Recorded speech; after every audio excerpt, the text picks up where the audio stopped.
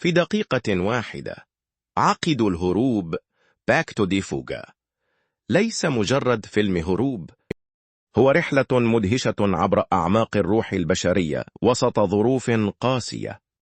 يتتبع الفيلم بشكل مثير صراعا بين نضال الفرد من أجل البقاء وتضحياته من أجل الحرية، ليس فقط للذات بل لأصدقائه. بين جدران سجن قاتم تنشأ صداقة مذهلة بين سجين سياسي محنك وسجين شاب مثقل بالذنب، متجاوزين الصعاب بطريقة ذكية وجريئة.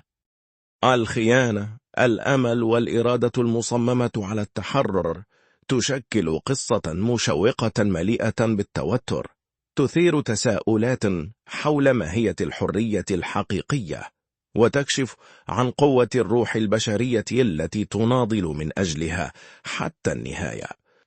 لا تفوتوا مشاهدته.